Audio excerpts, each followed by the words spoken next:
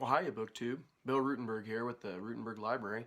Wanted to share a weekend book haul with you. I got to pick up a few items. I thought I did pretty decent. Didn't spend a ton of money. Anyway, wanted to share it with you. So I went to a couple different stores for these, so I'll tell you about them as I go. And so the first book in the book haul, we went to down to St. Joe to the Jesse James Antique Mall. They had a outdoor flea market, and we didn't get anything at the outdoor flea market. It wasn't anything we wanted, and we just went on in the buildings. And so I went back to my favorite little spot where it's a little book nook basically, and he always has a bunch of, the guy that sells there always has a bunch of Civil War stuff. He has some World War II and some Wild West, but his Civil War collection is always what I'm after. And so I picked up a few items and I wanted to share them with you. So here we go. So this first book I picked up was Upon the Altar of the Nation, A Moral History of the Civil War by Harry S. Stout. This is a Penguin book. There's that, and I'll read that back cover to you here in just a second. It sounded interesting, looked interesting. It's a nice paperback. As I said, Penguin Books, and it is a 2006 book. And so it says, a profound and timely examination of the moral underpinnings of the war between the states. The Civil War was not only a war of armies, but also a war of ideas, in which the Union and Confederacy alike each identified itself as a moral nation with God on its side. In this watershed book, Harry S. Stout measures the gap between those claims and the war's actual conduct. Ranging from the home front to the trenches, and drawing on a wealth of contemporary documents, Stout explores the lethal mix of propaganda and ideology that came to justify slaughter on and off the battlefield.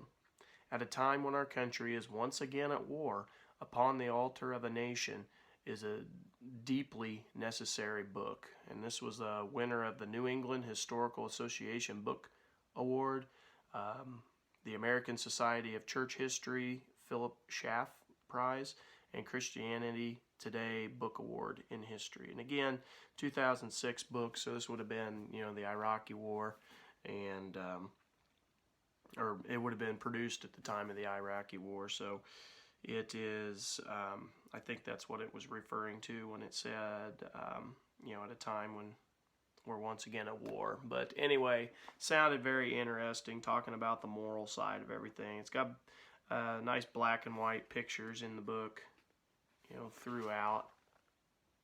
And so, anyway, looks to be a good read. I was pretty excited to pick that up. This next one is Civil War on the Western Border, 1854 to 1865, and this is by J. Monaghan. It is University of Nebraska Press out of Lincoln, and it is originally a 1955 book, but this is a 1984 printing. And here's that book.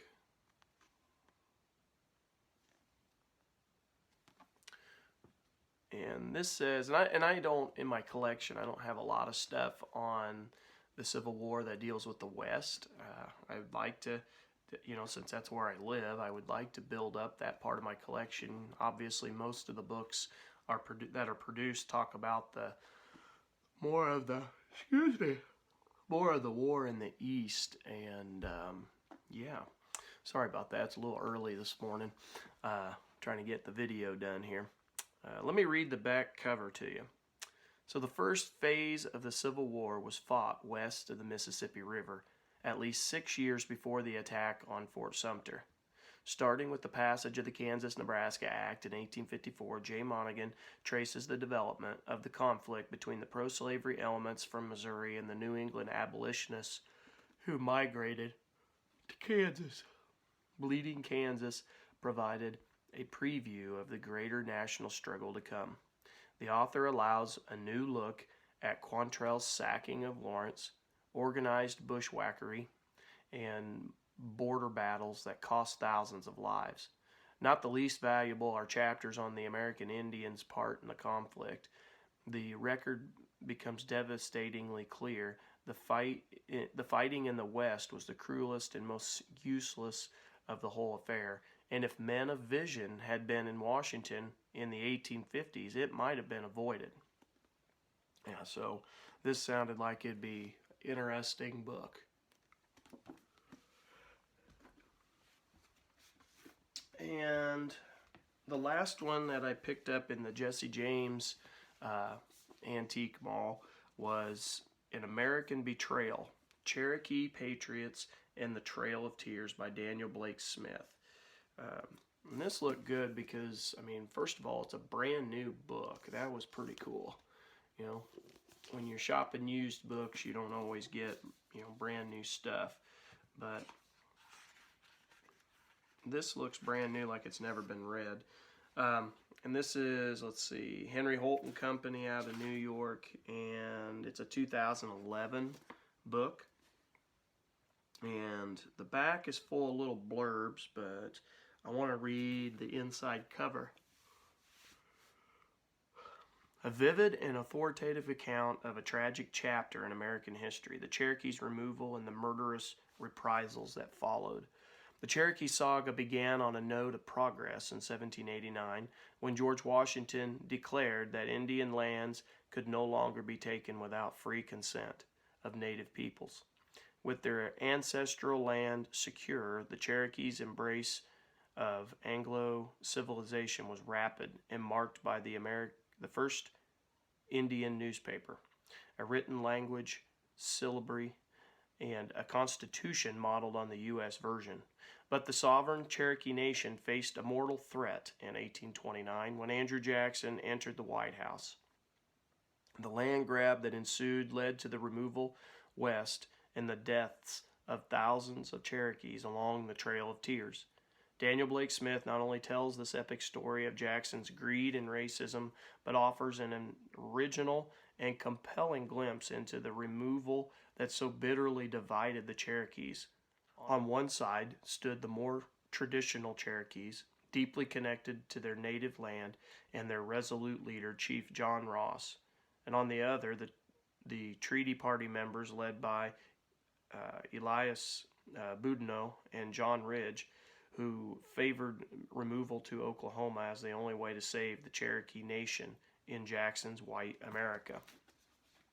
And so I was trying to think, I don't know if I have anything on the Trail of Tears.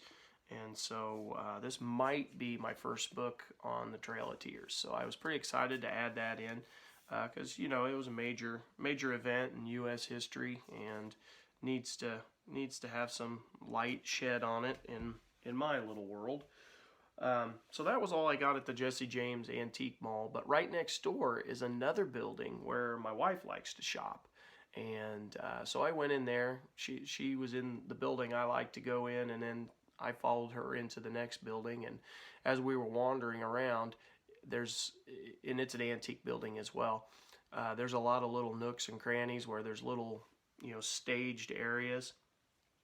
And in a lot of them, there's bookshelves with, big old chunk of old books all put together, but it's always it always looks like a scene from a house. And so as my wife's wandering through, I stop at these little scenes that have bookshelves, and I was happy to find this one.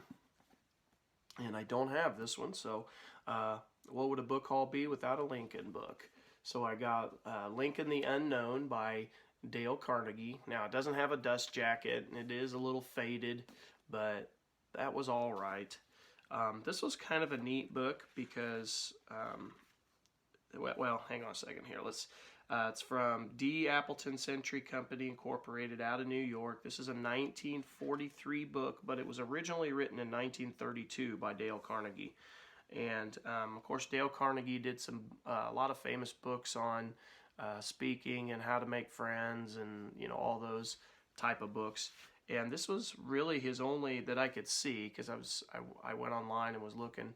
So it's really the only nonfiction book, or not nonfiction, the only history book that he wrote.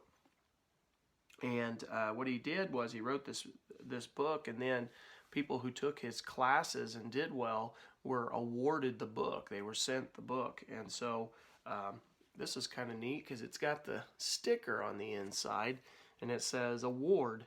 This book has been awarded by popular vote of class number 3 to Chester Venard as first prize for the best speech on how to win friends and influence people. Congratulations, Dale Carnegie, from the Dale Carnegie Institute of Effective Speaking and Human Relations, New York, New York. And then, if you notice, glued on the inside was a letter, and it says, Mr. C.L. Venard, he's from St. Joe, Missouri, and it says, Dear Mr. Venard, thank you for sending me the copy of your talk, which won a prize for you at the 6th session of your class. This is an achievement that should make you very pleased with the progress you have made. I've read your talk with a great deal of interest. Thanks again for sending it to me and for your gracious letter. And so that's from April 9th, 1945. So I thought that was kind of neat. Gives it a little, puts it in its place in history. But then again, it's another history book on Lincoln for me to read. I was pretty excited about that.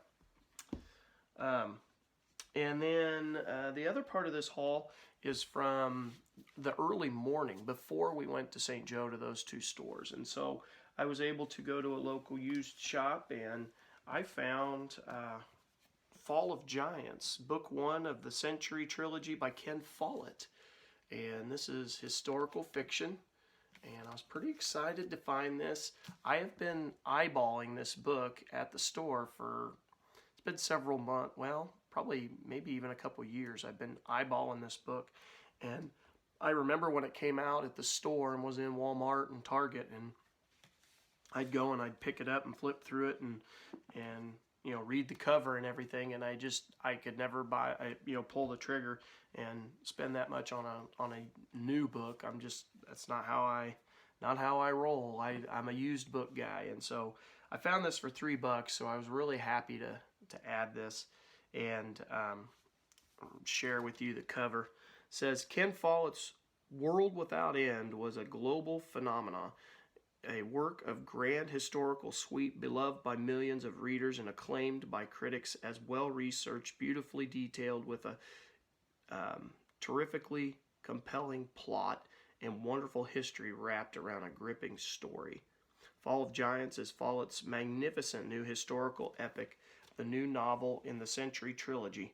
It follows the fates of 5 interrelated families, American, German, Russian, English, and Welsh, as they move through the world-shaking dramas of the First World War, the Russian Revolution, and the struggle for women's suffrage. 13-year-old Billy Williams enters a man's world in the Welsh mining pits. Gus DeVar, an American law student rejected in love, finds a surprising new career in Woodrow Wilson's White House. 2 orphaned Russian brothers, Grigory and Lev Pushko, embark on radically different paths half a world apart when their plan to immigrate to America falls afoul of war, conscription, and revolution. Billy's sister Ethel, a housekeeper for the aristocratic Fitzherberts, takes a fateful step above her station, while Lady Maud Fitzherbert herself crosses deep into forbidden territory when she falls in love with Walter von Ulrich, a spy at the German embassy in London.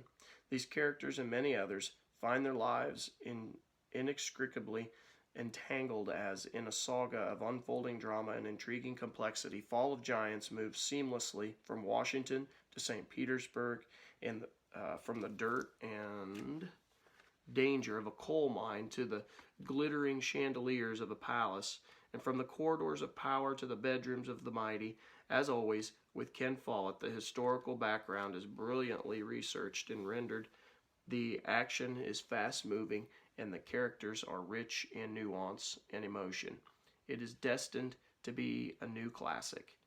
in future volumes, the Century Trilogy, subsequent generations of the same families will travel through the great events of the rest of the 20th century, changing themselves and the century itself. With passion and the hand of a master, Follett brings us into a world we thought we knew, but now will never seem the same again. And so that sounded really good. It's the World War I era I like to learn about, so there's a little historical fiction to go with it. And maybe the prize of the day was also in that same store. Over on one of the tables, they had American History Illustrated for $1 a piece. Some old vintage copies. This is October 1974. Thought that was really cool. I like this magazine. I really like these older magazines. Here's October of 1980.